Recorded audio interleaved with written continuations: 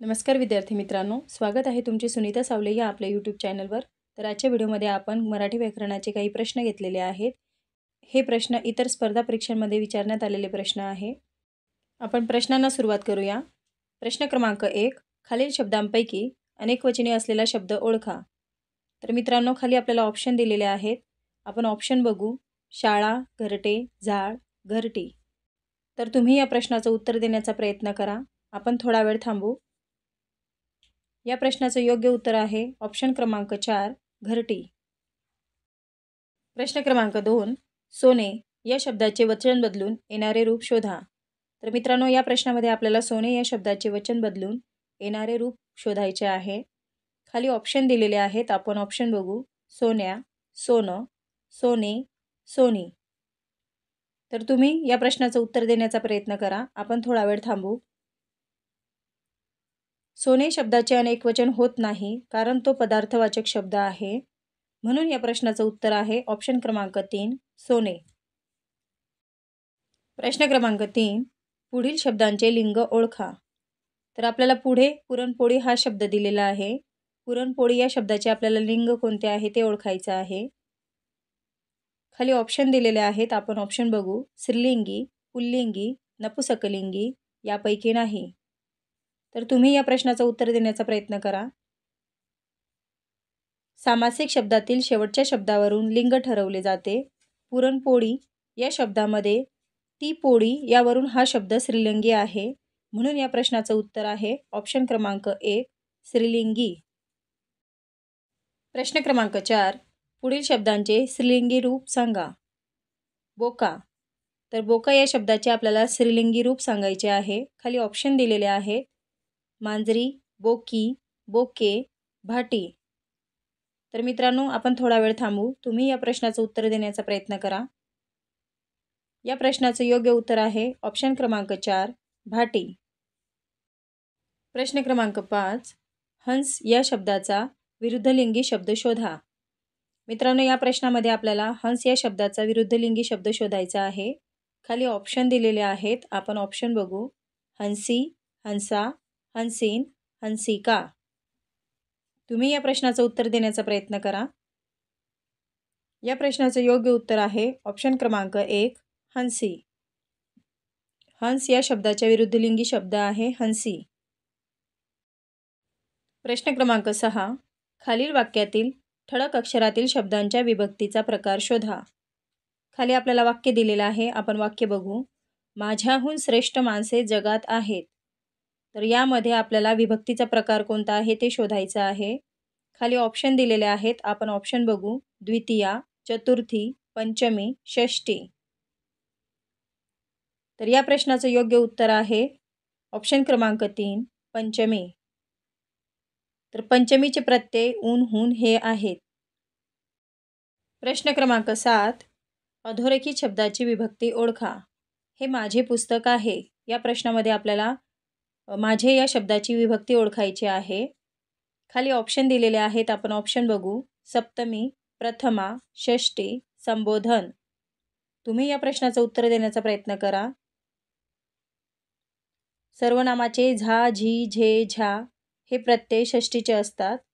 म्हणून या प्रश्नाचं उत्तर आहे ऑप्शन क्रमांक 3, षष्ठी. प्रश्न क्रमांक 8, पुढील वाक्यातील सामान्य रूप ओळखा. जाईच्या वेलीला सुंदर फूल आले आहे. तर या वाक्यातील आपल्याला सामान्य रूप ओळखायचं आहे. खाली ऑप्शन दिलेले आहेत. आपण ऑप्शन बघू. सुंदर, वेलीला, जाईच्या, फूल. तुम्ही या प्रश्नाचं उत्तर देण्याचा प्रयत्न करा. तर वेल या शब्दाचे सामान्य रूप वेली असे होते.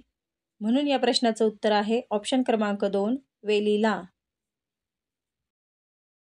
प्रश्न क्रमांक 9, पर्यायी उत्तरातून पुल्लिंगी नामाचे सामान्य रूप ओळखा. तर खाली आपल्याला ऑप्शन दिलेले आहेत. आपण ऑप्शन बघू.